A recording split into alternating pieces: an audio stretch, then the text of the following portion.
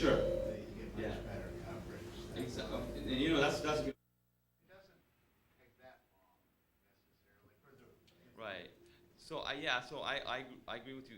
If you're doing this purely on one application manually, you probably the way to go. I just want to see. I'm for this. I'm more interested in benchmarking, right? So I want to see, you know, I get the scanner going. I want to see how well it can do on its own. I mean, I do want to see that because a lot of these scanners are sold that way, right? So that it's going to help. It's going to find and they do have crawling engines. So you want to see how good this crawling engine is. So there's that. Yeah. So yes. It seems like you're almost testing two different things. Right, right. Yeah, I mean, when you're testing the crawling engine, you don't want to manually crawl. You want to manually crawl as least as possible, right? So if you're actually testing that capability, but if you're just trying to, you know, test and secure your application, then yeah, sure, you do want to do everything you can to make the scanner more effective. Yep. A question, I had a experience more than once with AppScan where I'm, you know, scanning a really, really large site and I might get anywhere from 5 to 50% through crawling it and I run out of memory. And it's on a big server, you know, or just like, there's like a, like in a car, a truck, a governor. Running on out of memory on the scanner system or on the back end? On the scanner. So, you know, you hit a wall and it just isn't gonna let you, you know. You're right, and that's. Did you experience that with the other scanners? I experienced it with every scanner. They'll hit a wall. They can, and then yes, and then you're only it depends on where you hit the wall. If you hit the wall on the server side, on the application side, then that can happen. The scanners, especially if what you could do is actually what I found is sometimes the scanners are tunable, so you can use less threads. So sometimes the scanner uses a lot of threads and it's hitting the application with many processes. So see if the scanner, and I think AppScan has this where you can lower the amount of threads. Then you'll have to go down to 2 threads, because I think something like 1 to 12 threads it has.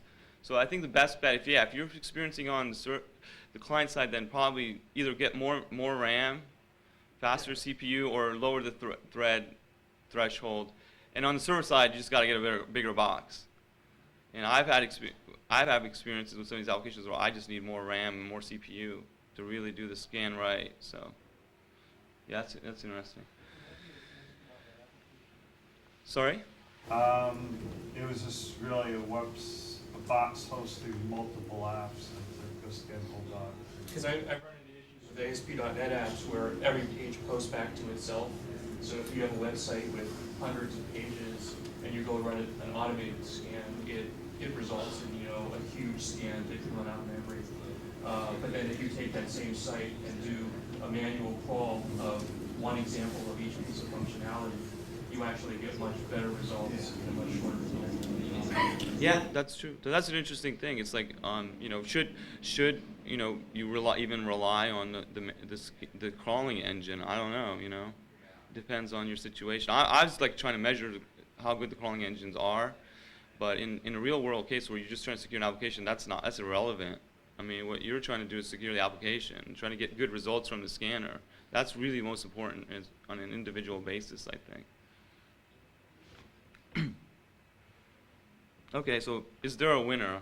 All right, I don't know, it's hard to say, but based on my results, I would have to say right now AppScan's doing the best. It's gonna be slow, and it's pretty stable, and has a decent detection engine. NTO also I get pretty good results with NTO, but also I have issues with some of the builds. So sometimes it takes me a while to get a build that I'm happy with, but they're easy to work with. So I mean, these are from all the scans I've done with all the different scanners I've used. These are my favorite scanners. They give me the best results, and I find them useful. And these are some people who have helped me on this round, so I want to give them a thanks. And that's it, I'm done. If you have any questions. So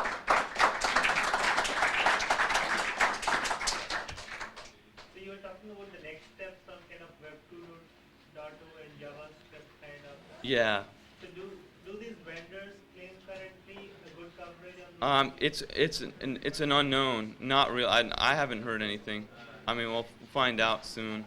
soon enough. No, there's no real claims. I think it's a new chapter opening up in a new set of problems.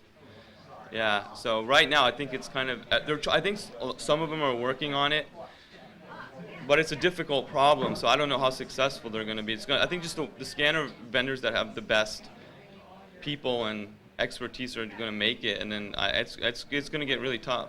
That's the way I see it, at least. Trend around